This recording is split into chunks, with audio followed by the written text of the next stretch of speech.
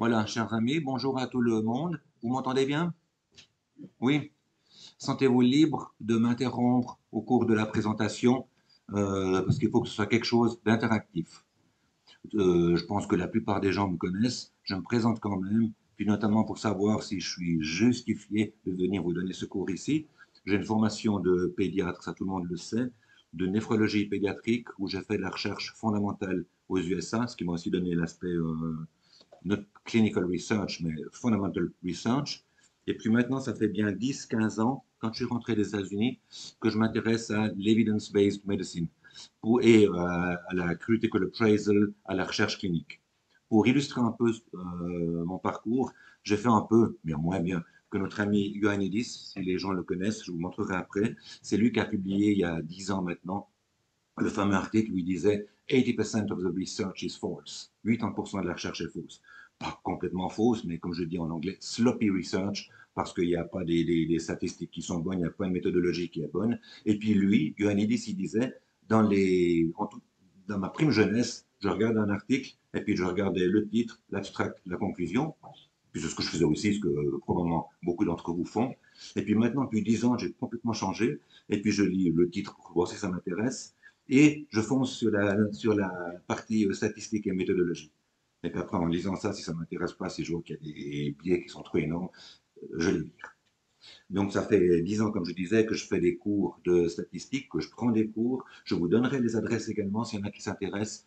Il y a des centres d'evidence-based medicine à Michigan, c'est un peu loin, à Oxford, qui est excellent, à Berne aussi, notre ami Mathias Seger, qui est le patron de l'Institut de santé publique à Berne, qui donne des cours chaque hiver à Wengen de statistiques et de méthodologie qui sont absolument super. Et puis tout ceci m'a amené à m'intéresser beaucoup à ça et à vous présenter pour essayer de développer un aspect critique sur la recherche et puis savoir comment, un, évaluer la recherche et deux, également faire la recherche, que ce soit ici tout seul ou ici en collaboration avec les autres CIC et les autres centres d'investigation clinique de l'INSEL, de Lausanne, de Berne, de Paris ou d'ailleurs. Je crois qu'on peut commencer maintenant. Et je l'ai mis ici, j'ai mis mon nom, mais évidemment, c'est un travail de tout le comité scientifique. Et puis, si vous, après cette présentation, vous avez des remarques et tout, faites-le moi savoir sans autre. Vous aurez accès libre, je les mettrai, je n'ai encore pas mis cette présentation sur notre site intranet de recherche clinique. Voilà. La partie 1 de ce matin, c'est un peu spécial, ça il n'y aura pas les autres fois, c'est justement la présentation de cette plateforme de recherche et d'innovation, les buts et comment elle fonctionne. Et puis la partie 2, c'est un petit chapitre de l'evidence-based medicine et puis de savoir comment rechercher de façon efficiente la littérature. Comme je disais, l'axe numéro 1, c'est-à-dire la plateforme de recherche clinique, c'est c'est une envie que nous avons ici, de tous les départements, et également une demande de l'ISFM qu'on puisse soutenir tous les pratiquants ici, que ce soit les médecins, les infirmières, les TRM, etc., à faire de la recherche clinique, à comprendre la recherche clinique. Et puis l'axe 2, qui se répétera 10 fois dans l'année, c'est un enseignement que j'ai mis formel ou plus ou moins formel des fondations de l'EBM et puis de savoir comment apprécier cette recherche clinique. Pour l'axe numéro 1, qui concerne juste ce matin, nous avons créé un comité scientifique qui est composé de délégués des différents départements. Je vous mettrai sur le site internet la liste de ces délégués et qui concerne et tous les départements, dans la mesure du possible, on ne peut pas en avoir 15 000 non plus, et toutes les professions, que ce soit les médecins, les infirmières ou les autres. On se réunit de façon régulière 6 fois par année. La mise au concours, et puis après le poste, dure 3 ans, et puis il est renouvelable, et puis votre président désigné ici subit également les mêmes règles. Un bureau qui est ouvert à toutes les questions, comme ça vous pourrez formaliser vos demandes. Si vous avez des demandes de méthodologie, de recherche, de n'importe quoi, vous pouvez soit me contacter, soit contacter mes collègues du bureau scientifique, ou bien sûr, je ne bypass pas vos chefs de clinique ou vos patrons qui en sauront autant, parfois sur certains aspects, mieux que moi, puis leur demander également. Vous aurez le site intranet et Internet valable à disposition. Et puis on fera une lettre mensuelle où on pourra soit décrire les questions que vous aviez, par exemple, soit décrire des mots-clés, des concepts de méthodologie qui peuvent intéresser, je l'espère, tout le monde. Comment faire marcher cette plateforme? En donnant un support de méthodologie pour la méthodologie de recherche, pour savoir les sample size, par exemple, le nombre de patients qu'il faut inclure, la méthodologie de recherche, quelques analyses statistiques, comment écrire une lettre, comment faire des corrections quand on reçoit les commentaires des reviewers, ça c'est important, le deuxième point, faire une liaison avec les autres CIC, parce qu'il y aura certainement des recherches cliniques qui partent des Hugues, de l'INSEL, etc., et puis qui voudront inclure des patients ici. Et c'est d'autant plus important, vous le savez, que les patients que nous avons ici à HRC-RENA, même si c'est pour une étude sur l'insuffisance rénale ou l'insuffisance cardiaque, c'est pas tout à fait les mêmes que ceux qui viennent dans les centres universitaires. Donc si on peut inclure plus de monde pour la généralisation de l'étude, ce sera, je pense, bien meilleur. On va vous aider aussi également à créer de la documentation pour savoir comment faire vos demandes de fonds, comment faire les demandes de collaboration avec les autres centres, comment faire les demandes de collaboration avec la pharma, etc. Dans l'avenir, si on a des sous, l'idéal, comme dans les autres CIC, c'est d'avoir une infirmière, un infirmier, une infirmière de recherche. Le site intranet que nous allons nourrir dans les semaines à venir, et puis vous pourrez aller cliquer sur ce que je viens de dire, et puis ce sera classé, y compris la présentation PowerPoint sera classée sur ce site Internet. L'axe numéro 2, plus rapidement, c'est 10 conférences sur les sujets clés de l'EBM, de la recherche clinique, qui sont tous les mois, sauf le mois de juillet et le mois d'août, on fout la paix pour l'été, et puis qui sont ouverts à tout le monde. Important, ces cours auxquels vous participez maintenant, ils sont accompagnés à chaque fois, parce qu'on est chaque fois pas assez de temps. Alors on a créé, je le mets ici, un syllabus, ça veut dire pour chaque cours que je présente ici, comme par exemple la recherche efficiente de la littérature, vous aurez un syllabus qui accompagne, et dans ce syllabus, si vous bien, vous pourrez aller chercher beaucoup plus d'informations que ce que je vous raconte ici, avec des liens également. Par exemple ici, vous pouvez aller sur les sites web également, et puis vous avez en détail tout ce que je vous décris ici maintenant. Si vous avez besoin d'aller rechercher la littérature, vous cliquez là et vous avez le papier qui vous vient. J'ai essayé, pas dans la mesure du possible, je n'ai mis que des papiers qui étaient en open access, parce que comme c'est un site intra et internet, on n'aurait pas le droit de mettre des journaux qui sont payants. Donc, pour le moment, là, j'ai mis que des journaux qui sont non payants. Question. Vas-y. Les cours, c'est pendant une année ou à l'infini? C'est une année, puis après on répète chaque année. Et puis bah, cette année, il y a beaucoup de nouveaux puisqu'on commence, donc il y aura plus de monde. Puis les années suivantes, il y aura probablement ceux qui veulent revenir, parce qu'on va essayer d'améliorer chaque leçon. Ceux qui veulent revenir, ils peuvent, mais autrement, c'est pour les nouveaux chaque année. Le site website, vous le connaissez ou vous le connaîtrez. La lettre mensuelle, j'en ai parlé. Également, à chaque fois, un QCM qu'on a créé. Et puis, on pensait comme ça, pour chaque thématique, pour chaque sujet, si on aborde le sujet par la présentation PPT, par le syllabus qui est bien plus complet, par les articles que j'ai mis là-dedans, par le QCM qui est avec des réponses qui sont développées. Vous voyez, là, il y a des questions. Et à chaque question, il y a une réponse qui est relativement bien développée. Comme ça, on pensait donc que d'un point de vue didactique, on allait approcher chaque sujet de façon différente et puis que ça rentrerait mieux, qu'on comprendrait mieux le concept, je l'espère. Et puis c'est un peu plus fun pour vous de faire du QCM et puis de voir en plus ce qu'on sait et ce qu'on ne sait pas.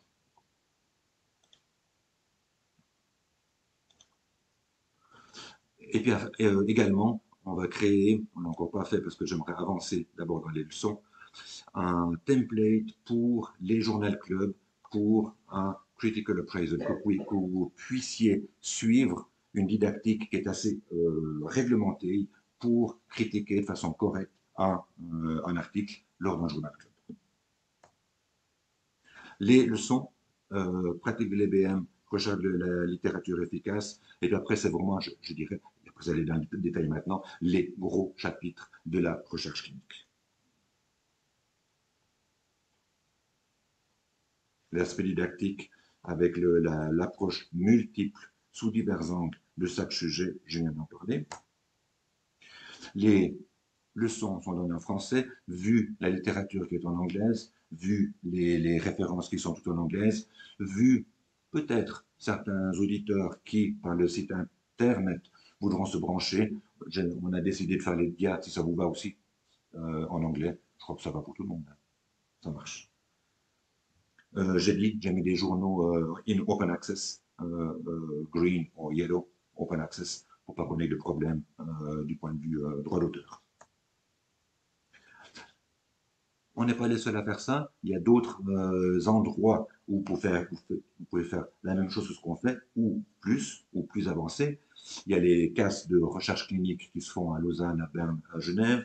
Il y a des entraînements, des formations online.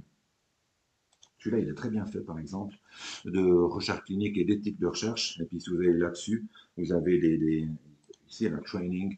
Et vous pouvez vous former, il y a même des diplômes qui vous donnent à la fin sur l'éthique de recherche clinique, par exemple, dans ce cas-là. Et puis, si vous cherchez à faire des cours, comme je disais, le centre d'Evidence-Based Medicine à Oxford ou l'Institut de médecine sociale et préventive à Berne sont d'excellents centres pour aller regarder sur leur site et puis voir s'il y a des conférences qui vous intéressent ou bien pas.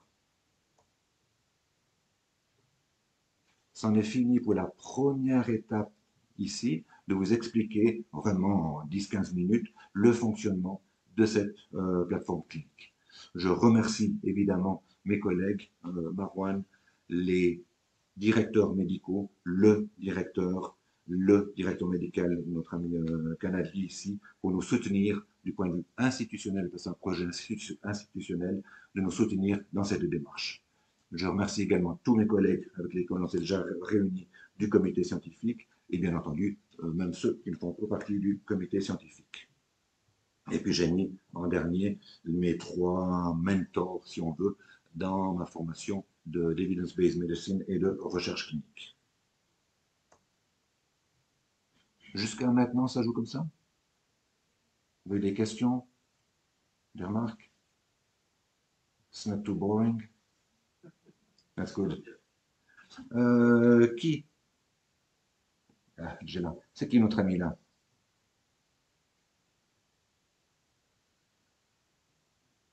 Oui, c'est un peu vache. C'est Lind. Vous avez entendu, hein? James Lind. C'est le premier qui est accrédité d'avoir, plus ou moins le premier, qui est accrédité d'avoir fait une recherche clinique, un trial, pas tout à fait randomisé, randomized control trials, où en 1700 et quelques, il y avait beaucoup de scorbut, scurvy, à l'époque, et puis ils voyaient bien que ces matelots, après 2-3 semaines en mer, ils avaient tous des saignements gingivaux, et puis certains mouraient. Et puis, il s'est aperçu quand ils étaient à terre et qu'ils mangeaient normalement, il n'y avait plus ça. Et puis il s'est dit, OK, alors je prends 2 par 2. Il a donné aux 2 premiers des lemons, aux deuxièmes les oranges, après à d'autres du vin, du pain, etc. Et il a remarqué que ceux qui recevaient les oranges ou les citrons ne mouraient pas ou n'étaient pas affligés de scorbut. Et puis on dit que c'est la première étude randomisée de ce style. De point de vue intéressant, il y avait un sample size qui était très faible, ce qu'on retrouve malheureusement 3-4 siècles plus tard, toujours actuellement. Et puis, comme à l'époque aussi, il a mis, notre ami, 7 ans pour pouvoir publier sa recherche dans les journaux médicaux de l'époque. Et puis on retrouve la même chose maintenant, souvent.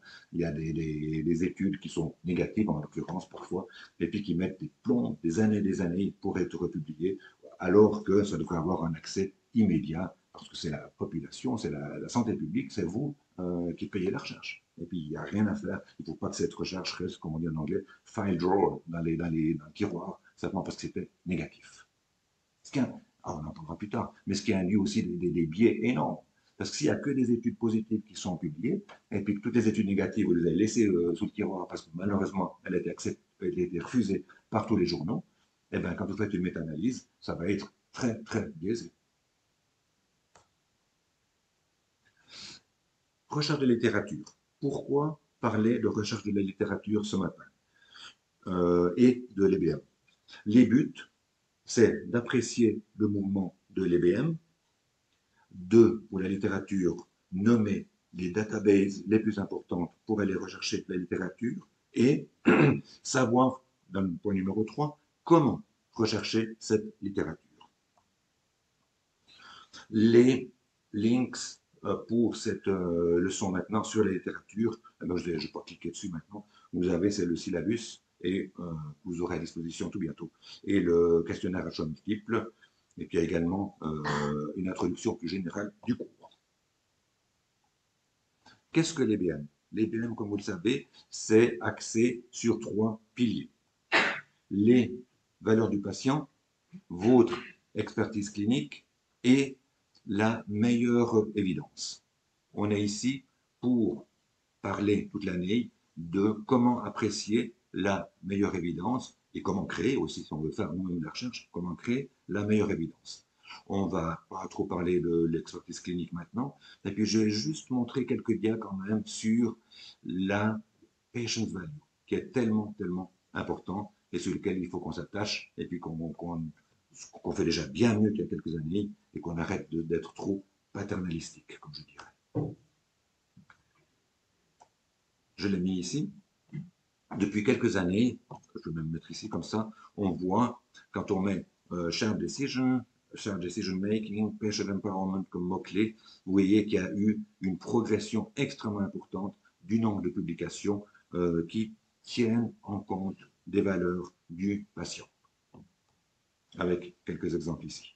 Comment tenir compte des valeurs du patient, même si on est, je dis toujours, peut-être que moi je suis affligé d'une maladie XY, et puis qui est létale, et puis vous me dites, mais si tu prends ta chimiothérapie, c'est prouvé avec un P à 0,03 que tu vas survivre une année, 2 ans de plus, mais patient value, même si ça vous choque que je prenne cette décision, peut-être que je dirais non, je ne veux plus cette chimiothérapie, non, je vais vomir trop souvent, et puis je préfère m'en aller maintenant que dans 2 ans. Même si la best evidence, elle est de donner la chimiothérapie pour faire survivre le patient plus de 2 ans. Et puis, comme je disais, cette considération du patient, elle a pris une ampleur qui est extrêmement importante et qui est réjouissante actuellement.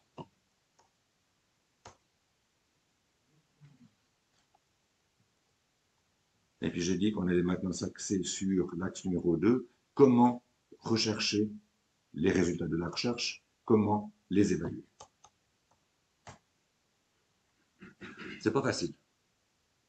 Vous cherchez où, dans quel database vos documentations, vos recherches, que vous avez une question clinique.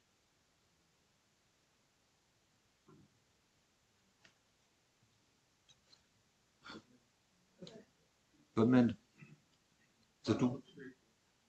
Oui, j'achète, ouais. Je n'arrive pas à voir quelle dit, mais... Quelle est la différence entre PubMed et UpToDate? De façon générale, comme ça. UpToDate, oui. Oui. J'achète. Et puis tu vas pas, vous n'allez pas rechercher dans PubMed ou dans UpToDate ou d'autres websites qui sont déjà préparés de la même façon. Si vous avez si vous avez à rechercher, je le dirai après, mais je peux le dire maintenant, à rechercher quelque chose de très général et rapidement peut-être aller probablement vers UpToDate, vers les sites qui sont déjà tout prêts. Si par contre vous avez une question qui est extrêmement pointue, est-ce que la prénisone est utile chez l'ancien prématuré avec une bronchiolite pour éviter les soins intensifs? Je suis à peu près sûr que ce qui est normal, vous n'allez pas trouver ça dans UpToDate, et puis qu'il faudra aller chercher dans PubMed. Puis ce que je dis toujours aussi à nos assistants, et à tout le monde d'ailleurs, j'aime un petit peu. Des fois, je suis un peu limité quand même par UpToDate parce qu'ils vous mâchent le boulot. Et puis, ils vous apprennent pas parce que vous allez chercher, puis tout est prêt. Et puis, vous ne savez pas quel mot-clé il faut aller chercher. Vous apprenez pas à mettre bronchiolitis, puis tout d'un coup, vous voyez qu'il y a beaucoup trop de trucs, et puis qu'il faut cibler un peu, être plus spécifique. Ou au contraire, vous n'avez rien du tout, puis qu'il faut élargir votre domaine de recherche en faisant UpToDate, ce qui va très bien, puis c'est plus rapide. Mais vous n'avez pas la réponse. Donc, exercez, c'est ce qu'on fait maintenant. Exercez-vous quand même de temps en temps pour aller chercher, même si c'est une question un peu générale, sur PubMed pour apprendre à apprivoiser la bête, si je dirais. Pourquoi c'est difficile de rechercher la littérature? Ça, le premier, c'est probablement le pire. Parce qu'il y a trop de papier. Beaucoup trop de papier, c'est une conséquence de mauvaise qualité. Il y a une telle prolifération de ces papiers qui sont souvent mis dans des journaux prédateurs. Vous connaissez les journaux prédateurs? Ouais, ouais, non. C'est des journaux que tu dois payer cher, 3000 francs, 4000 francs pour un article, pour qu'ils acceptent le journal, pour qu'ils fassent une peer reviewing, et puis qu'ils l'acceptent après. Étant donné qu'il y a un aspect financier, la qualité des articles qui sont dans ces journaux prédateurs sont mauvais, voire extrêmement mauvais. Vous avez tous vu passer, je pense, il y a une année maintenant, nos amis de l'EPFL qui avaient fait un article sur la trottinette. Il y en a qui la connaissent? Toi, oui, il y a quelques-uns quand même. Ils ont mis n'importe quoi. Et puis, ils ont dit que la trottinette était liée à, je sais plus, au Covid ou non. Des bêtises sans nom. Des bêtises sans nom. Le premier auteur il s'appelait Trottinette ou je sais pas quoi, n'importe quoi. Et l'article a passé. L'article a passé. Mes amis du Canada avaient fait pire. Ils avaient fait un article où il y avait zéro sens. C'était les mots Pediatrics, The Sun is Rising, n'importe quoi. Et puis envoyé à 10 journaux prédateurs, ou prétendument prédateurs. Il y en a 5 qui ont bien sûr refusé, puis ils ont dit c'est complètement débile. Il y en a 5 qui ont accepté, donc no comment. On accepte comme tel. Donc c'est tout ça pour dire que certains journaux, il n'y a que l'aspect financier. Donc méfiez-vous. Et puis ça a l'air alléchant. Ils vous disent publiez votre recherche chez nous. On a aussi ces impact facteurs, ça ne veut rien dire du tout. Et puis il y a différents impact facteurs. Méfiez-vous de ces impact facteurs. Et puis donc ils disent publiez chez nous. Vous serez publié dans les 3 semaines qui suivent.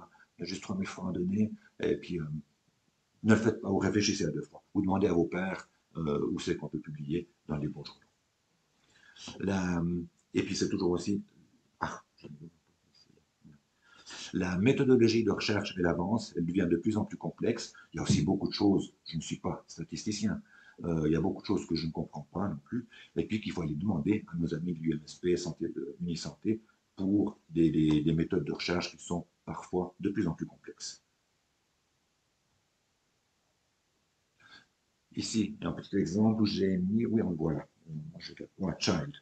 En 1992, quand on met juste Child dans PubMed, il y a 36 000 papiers qui sont sortis.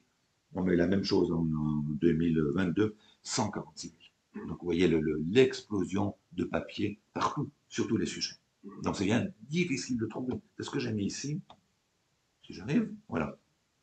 Vous savez, c'est comme un radar, et puis on voit qu'il y a du brouillard partout, qui peuvent être des vrais avions, ou qui peuvent être des nuages, ou je ne sais quoi.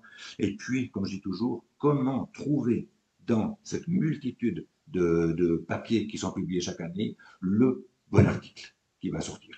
C'est extrêmement difficile. Et puis c'est ça le but de cette leçon aujourd'hui, c'est de vous donner les skills pour aller mettre les mots-clés qui soient corrects pour rechercher le papier idoine, si vous voulez rechercher ce papier plutôt que de passer par UpToDate. Donc comment aller, quel mot-clé il faut mettre, et également quelle database il faut aller chercher. L'autre aspect, j'avais dit, beaucoup trop de papier, donc il faut savoir comment chercher. Mauvaise qualité, donc il faut savoir comment, ici, comment aller apprécier cette littérature. Pourquoi une qualité des papiers qui est mauvaise? Parce que il y a un sample size, un échantillonnage qui est insuffisant. On va en reparler dans les leçons qui viendront plus tard. Qu'est-ce que pourrait faire si l'échantillonnage n'est pas rapporté dans la méthodologie, ça veut dire qu'ils n'ont probablement pas calculé, qu'ils ne sont pas arrivés à un nombre assez élevé, qu'est-ce que ça peut vous influencer? Qu'est-ce que ça peut entraîner? C'est un peu plus vache, mais on avance aussi, puis ça vous donne un avant-goût des leçons suivantes. L'échantillonnage, tu veux démontrer que le médicament contre la tension artérielle A est meilleur que le B, et puis tu enrôles 20 patients, 10 et 10. On imagine que c'est bien peu suffisant. Qu'est-ce que ça peut entraîner? T'as dit quoi? Des biais? Oui, là, c'est même pas un biais, c'est un échantillonnage qui est totalement insuffisant et qui va entraîner une puissance de l'étude totalement insuffisante pour détecter une différence entre le médicament A et le médicament B. D'accord? Vous avez compris? Mais ça, c'est scientifique. OK? Le pire, c'est que quand vous incluez ces patients, toi, dans l'étude, vous les soumettez à une expérimentation, vous les soumettez à un placebo ou à un traitement X, potentiellement des effets secondaires, vous leur prenez du temps, vous leur prenez de l'argent, parce qu'ils ne vont peut-être pas gagner, parce qu'ils ne vont pas les bosser, et puis tout ça pour faire une étude, hein, on se comprend, complètement nulle, c'est juste pas éthique. Ça, c'est le premier aspect. Ou, dans l'autre sens aussi, si vous dites, OK, je m'en fous, je ne calcule pas le sample size, et puis j'en inclus 1000 pour le médicament A, 1000 pour le médicament B. Et puis vous trouvez une différence. Alors, probablement, vous allez trouver une différence. Mais, même chose, vous avez inclus peut-être 500 patients de trop, vous les soumettez à des effets secondaires potentiels, vous leur prenez leur argent, vous leur prenez leur temps, pour quelque chose qui aurait pu être défini, découvert, le résultat, bien avant. Donc, juste penser à ça, c'est pas seulement d'un point de vue scientifique qu'on insiste là-dessus, sur cette méthodologie de recherche, c'est aussi pour inclure, protéger le patient, le participant à l'étude, de façon primordiale. Dans le même aspect, il faut qu'on arrête aussi un petit moment avec ces surrogate markers, ces marqueurs. Je fais aussi une étude, je pourrais faire une étude sur l'insuffisance rénale, et puis je mesure l'albuminurie ou une autre molécule dans les urines. Est-ce que ça importe aux patients? Probablement pas. Ils s'en foutent plus ou moins. Alors, il n'y a peut-être pas le choix, mais certaines fois, on doit mesurer cette albuminurie. Mais autrement, il faut qu'on retourne, pour ça que j'avais parlé aussi du patient au début, qu'on retourne dans le patient, puis qu'on parle du patient-related outcome, des outcomes qui importent aux patients.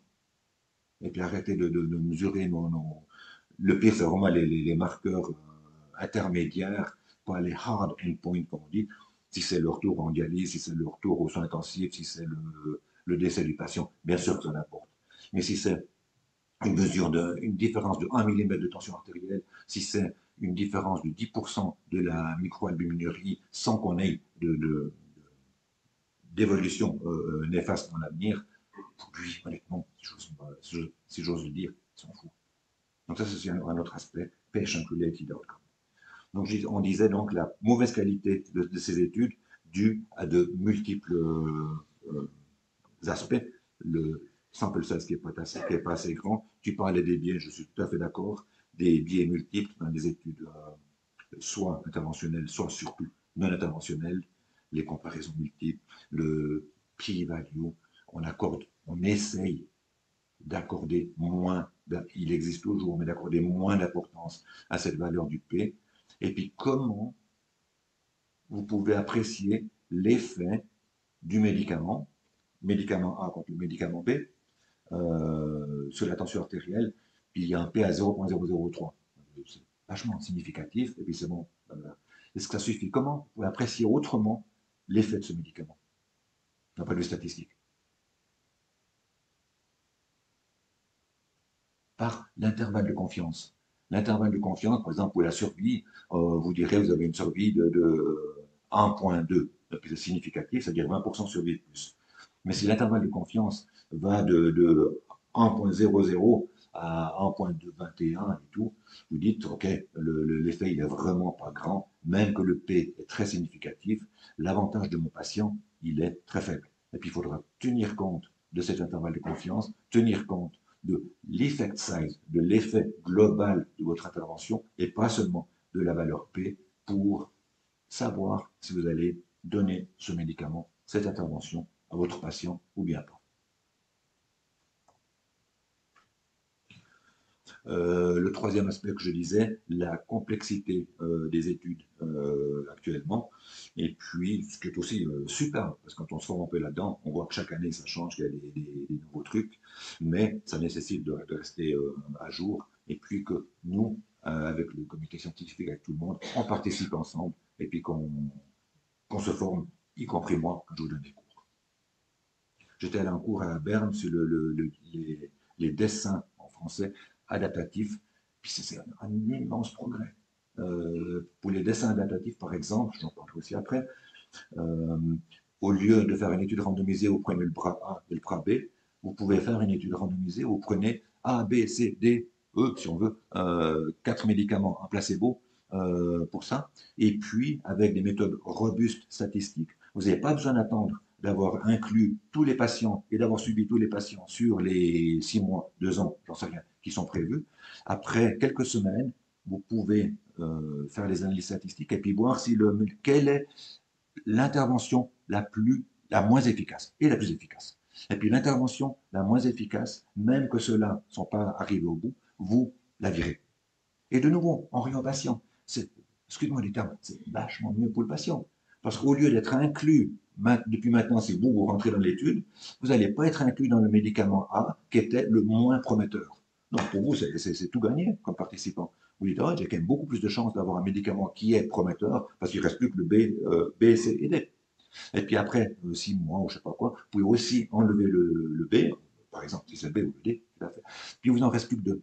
Donc d'un point de vue efficience dans cette intervention adaptative, vous êtes bien meilleur, de nouveau une fois, pour le patient. Ça joue comme ça. Dernier aspect, vous le savez, on lit un peu moins les textbooks maintenant. Pour les plus vieux comme moi, on avait les textbooks à l'époque.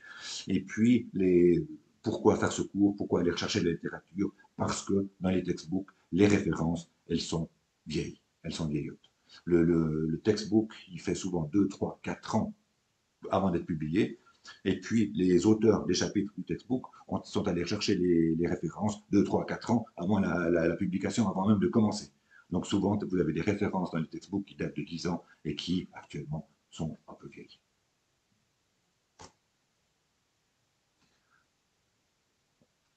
Petite pause, ça joue? Quelle heure il est?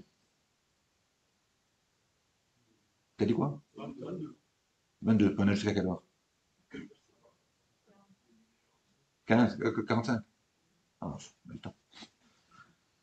Euh, Tu parlais, Gérald, de PubMed, de savoir comment rechercher. Alors, pour la fin de cette leçon, je vais vous parler de savoir quels mots-clés utiliser, et puis quels mots-clés sont les plus idoines pour chercher certains aspects, et également quelles databases chercher et quelles databases sont plus idoines que d'autres selon la recherche. Il est évident que si vous allez faire une recherche systématique, il faudra rechercher plus d'une database pour être aussi sensitive que possible pour avoir le maximum, si ce n'est toute la littérature, vous n'arrivez jamais à avoir tout, mais plus ou moins toute la littérature qui a été publiée sur le sujet sur lequel vous faites une revue systématique. Pour une revue systématique, s'il y en a qui en ont déjà, plutôt non, ceux qui n'en ont pas fait encore, quelle database rechercheriez-vous et combien de databases rechercheriez-vous pour faire une étude systématique sur asthme et enfants? Je vous aide parce que Gérald l'avait dit, et puis vous, PubMed, j'achète, mais quel autre? Cochrane Database for International Studies, j'achète. T'as dit quoi? Paye quoi? Sinal, j'achète, c'est ce qu'il a dit, c'est plutôt aspect infirmier, c'est juste. Puis t'as dit quoi? Pedro, je ne connais pas. Ben, tu vois, c'est ce que je viens de dire. On apprend tout, je les mettrai. Excellent, ouais. Embase, vous connaissez aussi. Euh, Moi, je l'ai via le Sub. Je ne sais pas si on l'a ici, gratuitement. Non, hein. Et puis ça coûte. T'as dit quoi?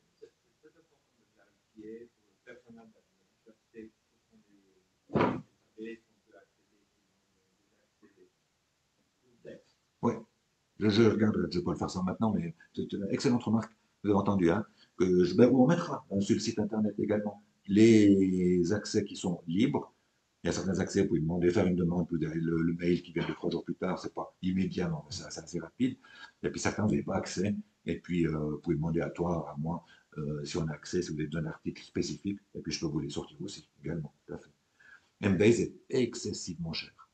Donc c'est pour ça que pendant quelques années, le CHUV avait même arrêté Embase parce que c'est trop cher. Par contre, si vous faites une revue systématique, vous êtes pas obligé, entre guillemets, vous êtes obligé d'aller chercher PubMed, Embase. Mon ami Mathias Seger à Berne, il recommande Cochrane aussi. Donc les trois là, les trois que je viens de dire. Et puis si c'est un aspect plus physio, comme tu dis, plus infirmier, comme tu dis, d'aller chercher dans les revues de littérature, dans les databases plus spécifiques. Un jeu comme ça. Avec votre équation de recherche, si vous cherchez le truc, vous allez essayer, comme dans les études, d'être le plus sensible et le plus spécifique. D'être le plus sensible pour tout capturer, comme on dit, capturer les études qui concernent l'asthme et l'enfant et son pronostic. Et puis vous allez essayer d'être aussi le plus spécifique possible pour ne pas avoir besoin, puis c'est ce qui arrive toujours, besoin de screener 300 000 articles. Et puis j'avais fait une revue de littérature sur l'hyperfiltration, quand le rein marche trop et puis qu'il hyperfiltre, et puis on voulait voir les définitions qui étaient rapportées dans la littérature, et puis on était très sensible parce qu'on a eu tous les, j'imagine qu'on a eu le 90% de tout ce qui était publié là-dessus. Par contre, on était extrêmement peu spécifique parce qu'on avait dû relire 3000 articles. Et puis exclure 3000 moins 300, 2700. Donc c'est long. Puis là, je dis relire l'article. Je ne parle pas de. Tu élimines aussi avant en lisant simplement l'abstract ou le title. Et puis ça, c'était encore plus. Quoi. Donc ça prend du temps. Quand j'étais allé à Oxford il y a quelques semaines, et puis on discutait des network meta-analyses. C'est des méta-analyses où on peut comparer médicament A, médicament B versus médicament C. C'est assez complexe comme méthodologie. Et puis le patron, donc quand je parle de temps, le patron avait dit combien de temps vous pensez que ça prend pour faire une network meta-analyse. Du coup, qu'est-ce que vous pensez? Combien de temps ça prend? euh, de moins 2 ans, de 6 ans, 10 ans, 20 ans? Langue, 5, 6 ans. Donc c'est juste énorme. L'hyperfiltration que j'avais faite, ça m'avait pris, après je ne fais pas que ça non plus, mais 3, 4 ans. Et puis après, à la fin, il faut toujours faire un update de la littérature pour être sûr que depuis la dernière fois, il n'y a rien d'autre qui a été publié. Donc tout ça pour tout ça que je disais, donc d'avoir les mots-clés les plus spécifiques pour n'avoir pas besoin d'aller rechercher, d'aller trier, d'aller screener trop d'articles dans ce que vous avez récolté. 2 questions qui peuvent se poser à vous, que j'ai pris au bol, hein, vraiment. Quelle est l'histoire naturelle de l'hépatite C? Ou l'autre, vous arrivez à lire là, est-ce que les stéroïdes inhalés diminuent la mortalité chez l'enfant? Ou l'admission, pas la mortalité, l'admission à l'hôpital chez l'enfant avec bronchiolitis. Quelle est la différence entre la question 1 et la question 2? Après ce que je disais avant, est-ce que vous allez rechercher la même chose pour la 1 et pour la 2? Toi, tu dis non, je suis d'accord. La 1, c'est une question générale, ou en anglais, background question. Et puis cette question générale pourra être répondue, comme disait Gérald, en allant probablement sur les textbooks, pourquoi non plus jeter tous ces textbooks, en allant sur un textbook et en allant rechercher l'évolution naturelle de l'hépatite C, de je ne sais quoi, de l'asthme chez l'enfant, chez l'adulte. Ou vous pourrez aller chercher également dans des sites internet qui sont là pas mal, j'aime bien. ici, et ACP Journal Club, des Annals of Internal Medicine, qui, pour mes amis internistes, le savent, est un bon journal. Et puis, qu'est-ce qu'on a dit? Hépatite C.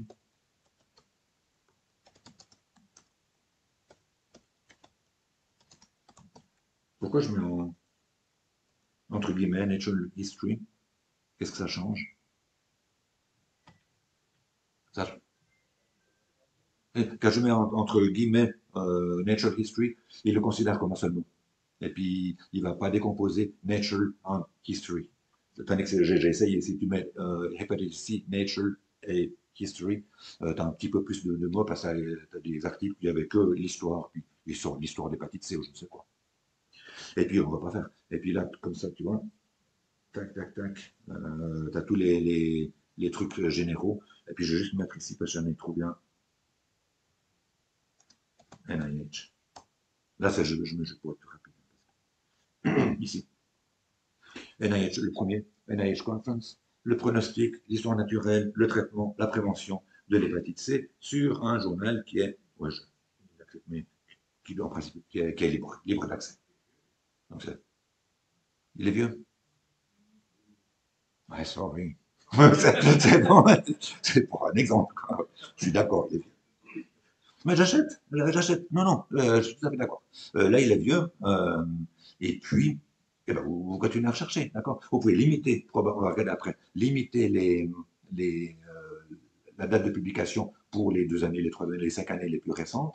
Et puis, c'est ce que je dis toujours, c'est un jeu, il faut s'amuser à chercher. Tu fais comme ça, tu trouves rien avec ACP Journal, eh ben tu reviens en arrière, puis tu dis, ok, j'avais pas envie d'aller sur PubMed, mais je vais quand même sur PubMed, je mets les mêmes mots-clés, après je vais vous montrer comment. Je limite plus, parce qu'on va en trouver, c'est ce que j'ai dit là. Ah, c'est ce que j'ai mis ici. L'hépatite C, dans le ACP Journal, tu as 160, tu n'en as pas beaucoup, là, PubMed, ça va, mais tu en as 1352. Donc, effectivement, je suis d'accord avec toi, je n'ai pas fait attention à la date. Tu regardes la date, tu dis, bah, c'est quand même trop vieux, je trouve rien du tout dans SCP Journal qui m'intéresse, je retourne sur PubMed, je trouve mes 1352 en 1911, et je limite à la dernière année, je limite à l'enfant, l'adulte, le patient, etc., pour être beaucoup plus spécifique. C'est la deuxième question. On a transformé la première question en deuxième question également. Si c'est une question pointue, foreground question, comme on dit en anglais, alors celle-là, comme on vient de le démontrer, elle sera probablement mieux répondue par une recherche sur PubMed et en particulier pour être transparent, pour être reproductible, pour être plus efficace, de rechercher le sujet avec l'acronyme PICO. Vous connaissez, je pense. Hein. D'accord, toi tu dis oui aussi. Je décris ici pour que ça vous l'avez quand même sous les yeux. PICO qui stand for P pour patient, ou la maladie ou la condition. I for intervention, que ce soit médicamenteux, que ce soit chirurgical, que ce soit physio ou je ne sais quoi. C pour la comparaison, pour les contrôles. Et puis outcome, death, admission aux soins intensifs, relapse, l'outcome qu'on veut bien avoir. Ou ça peut être biologique aussi, la diminution de la protéinurie, le 50% de diminution de protéinurie, etc. Certaines, je trouvais sympa ici, certains sites vous préparent déjà, celui-là il est vraiment bien fait, à, à écrire, à formuler une question correcte, et puis elle a fait des picots ici, ils ont fait des picots ici en fonction du dessin d'étude. Si c'est une étude interventionnelle, diagnostique, étiologique, etc., vous aurez une formulation pour rechercher la réponse dans la littérature qui est un peu différente en fonction du dessin d'étude. Je trouve ça plutôt sympa. Donc, vous l'avez là. Et puis, sur PubMed, ils ont aussi préparé même chose. Donc là, vous pouvez mettre aussi j'invente. Hein. Pour ce que j'avais déjà cherché. Day ratings. J'avais dit rien du tout. Outcome. Et puis submit. Et puis vous avez 1877, ce qui est, comme on disait, ce qui est un peu beaucoup. Donc, on s'approche aussi des limitations. On peut prendre la même chose. Et puis ici, là, qui vous ont préparé un truc. Select Publication Type. Et puis, vous allez mettre... Qu'est-ce que vous allez mettre? Clinical, lequel de... J'entends pas. Mais tu dis méta-analyse. Directement. Pourquoi, mais pas, je sais que tu le sais, pourquoi méta-analyse? Il y a encore plus d'évidence. On regarde un site qui a plusieurs études cliniques. Ouais. Essaie d'avoir plus de statistiques comme ça. Ah. Et puis Gérald, tu levé la main.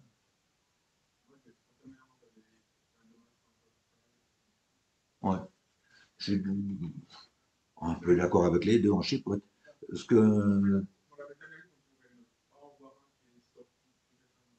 tout à fait, ça c'est une excellente remarque. Vous avez entendu, vous avez compris, hein. Une méta, bah, ce que je disais, mon ami, j'ai oublié son nom, à Oxford, si tu fais 6 ans pour faire la méta, bah, évidemment elle aussi, elle date un petit peu, je suis d'accord. Ouais. Et puis, ce que disait mon autre collègue, c'est que pour la méta-analyse, ça peut être utile parce que même les études randomisées effectuées en même temps, tu en as une qui pourra dire oui, le patient survit, c'est statistique, et puis ça marche mieux.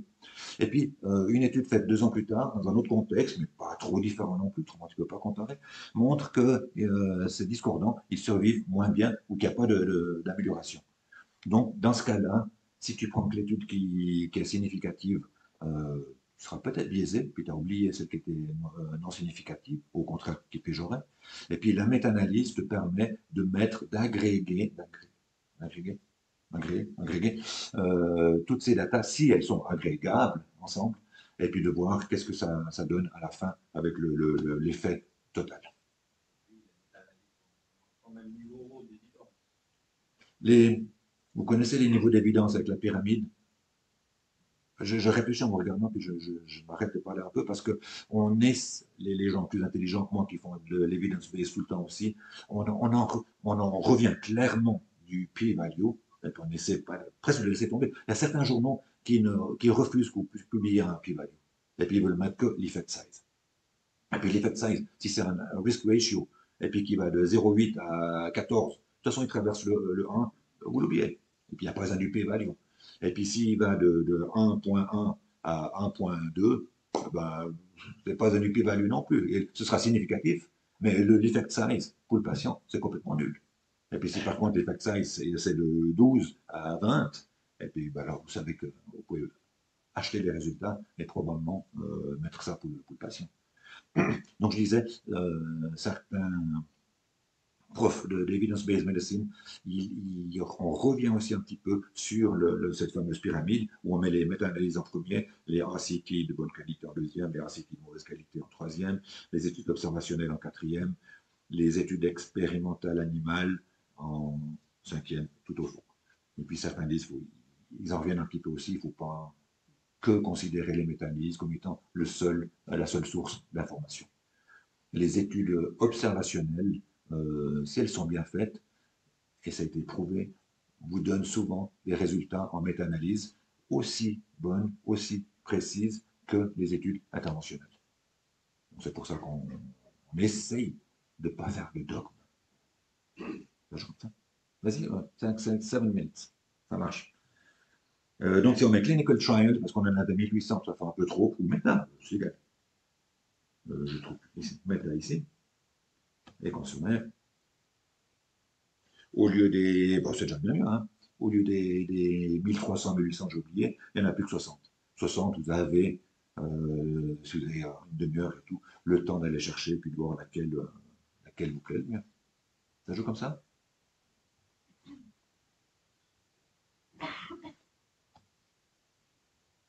Les termes mèches. Les termes mèches sont des termes qui indexent le papier à justement certains termes. L'avantage de ces termes mèches, c'est qu'ils sont mis par des professionnels, des libraires professionnels, aux States, je pense, et qui sont indépendants. Donc c'est eux qui relisent votre article et puis qui disent, je suis en pédiatrie, comme mot-clé on va mettre child, nephrotic syndrome, kidney failure. Mais c'est pas moi qui les ai. Parce que moi, peut-être, je trouve que c'était très important de mettre tabac, parce que j'avais un patient qui fumait dans l'étude et tout, et puis que ça n'a rien à voir avec le tabac. Tandis que là, c'est eux qui revoient, et puis c'est eux qui assignent les mots-clés à ces papiers. Avantage, c'est que c'est reproductible. Si vous mettez justement child, ce que je dis, kidney, je sais pas quoi, vous allez retrouver tous les papiers où ces mots-clés mèches ont été assignés. Donc c'est beaucoup plus reproductible en termes de recherche. Le seul, si vous faites une revue systématique, le seul hic à savoir, c'est que des fois ça prend 3, maximum 6 mois, mais quand même pour être indexé. Donc si vous mettez, si vous cherchez que avec les termes mèches, de nouveau kidney et tout, et puis que l'article que j'ai publié n'a encore pas été indexé, eh bien vous allez le louper. Donc juste savoir ça, il y a un petit délai de 3 à 6 mois. Les, hop, voilà, je l'ai ici. Ici. Alors, pour les mots-clés mèche, vous allez sous la page de PubMed, et puis vous venez ici, c'est tout simple, Mesh Database, vous cliquez, là vous mettez kidney, et puis vous avez les différents termes mèche qui concernent le rein. Et puis si je vais là-dessus, ce qui est pas mal, c'est que si vous avez de la peine à trouver un article, vous aurez des idées. Parce que vous verrez qu'avec l'article, le seul article que vous avez trouvé, puis qu'avec comme mot-clé, comme terme mesh kidney, il vous donne ceux qui sont adjacents, en dessus et en dessous. Puis tout d'un coup, vous dites, ah, j'ai jamais pensé, j'aurais pu mettre kidney context en kidney glomeruli. Et puis comme ça vous donne des idées pour aller chercher plus loin d'autres articles si la performance de votre recherche était faible au départ. De façon automatique, le PubMed, il va chercher, inclure tous les mots clés mèches qui sont en dessous, mais pas en dessus. D'accord. Je m'arrête comme ça. On avance bien. Là, j'ai dit, il explode, il prend tout ce qui est en dessous, il ne prend pas ce qui est en dessus. Mais de nouveau, il y a peut-être des mots-clés en dessous qui vous disent, ah tiens, je vais aller chercher ça et tout. Comme je dis, c'est vraiment un jeu, il faut chercher. Si, ce que j'ai mis en titre, je ne trouve toujours pas de mots-clés suffisants, puis que vous avez un article, ici, on va passer, vous pourrez aller, vous cliquez sur l'article, ici, vous cliquez sur l'article, vous regardez l'abstract et tout, et puis à côté, il y a toujours ça qui vient. Une tabelle ici avec les articles similaires. Si vous cliquez, vous aurez les articles similaires. Peut-être ce ne sera pas efficace pour vous, mais peut-être vous trouverez quelque chose qui vous intéresse. Vous avez les citations de cet article, idem, ça vous donnera peut-être des idées. Vous avez le type de publication, ça vous donnera des idées, ou les termes mèches qui ont été utilisés pour cet article. Peut-être que le kidney glomeruli n'est pas mis, peut-être qu'il y a encore autre chose, un autre mot-clé, albuminurie, auquel vous n'avez pas pensé, et que vous pouvez inclure dans votre recherche. Là, je crois que j'avais fait ça. Attends. Ouais, tu vois. Si je mets Heart Failure on Treatment, on a 205 000 résultats. Un peu trop.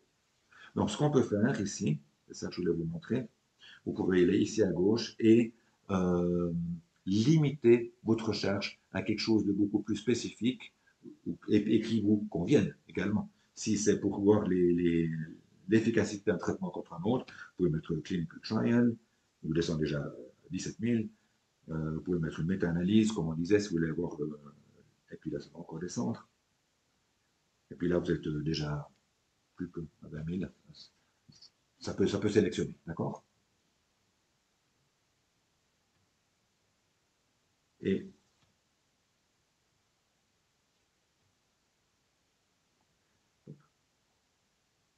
ici, là, je trouve 205 000 papiers. Vous diriez que c'est poor sensitivity, high sensitivity, poor specificity. Qu'est-ce que vous diriez? C'est ABCD.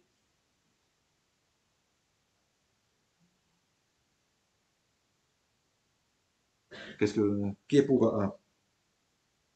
Ah ben, Toi, ouais, c'est un peu difficile comme question. C'est un peu. Qui est pour B? C? Ah, je suis d'accord. Et puis D? Et puis, HSND, je suis d'accord. Je suis aussi pour ce, c'est un peu difficile parce que c'est pas très élaboré comme question. Mais il y a tellement d'articles que vous avez retirés de la littérature. Vous avez probablement tous les articles qui sont significatifs, mais c'est ce que je disais avant. Il y en a peut-être 20 qui sont significatifs, et puis vous en avez 198 000 qui ne servent à rien, qui servent à rien du tout. D'accord? C'est clair comme ça? Je regarde les autres dias. Comme je dis, hein, ils seront à dispo. Là, c'est les limitations que j'utilise assez souvent également. Ça, c'est la même chose. C'était toujours notre exemple. Et puis, si vous mettez Hard Treatment Failure et vous ajoutez encore d'autres traitements, vous êtes beaucoup, beaucoup plus spécifique. C'est bon. C'est bon. Les databases, on en a parlé.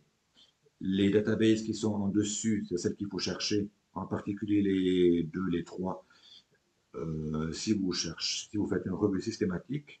Et puis les websites, on en a parlé avant également, c'est si vous avez une question plus générale à rechercher.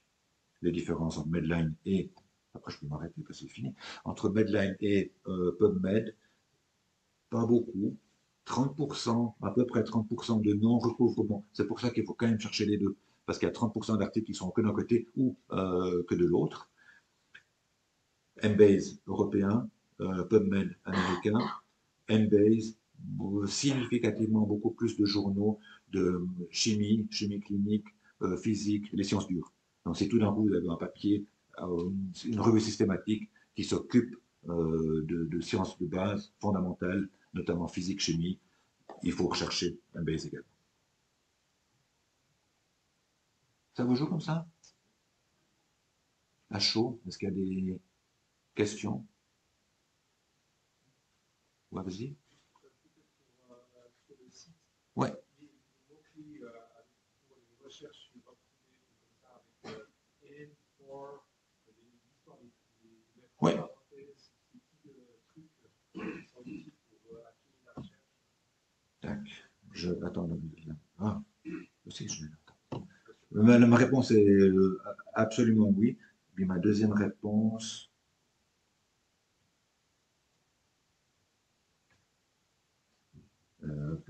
tu vois, c'est les blancs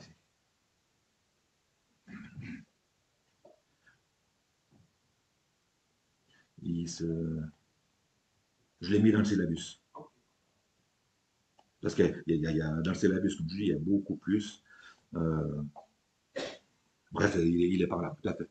Et puis, je prends volontiers la remarque. S'il y a des questions, des remarques comme ça, s'il faut améliorer le site, s'il y a des fautes, il y a aussi des fautes et tout, toutes vos remarques, vos commentaires et tout, c'est pour tout le comité scientifique plus que bienvenu.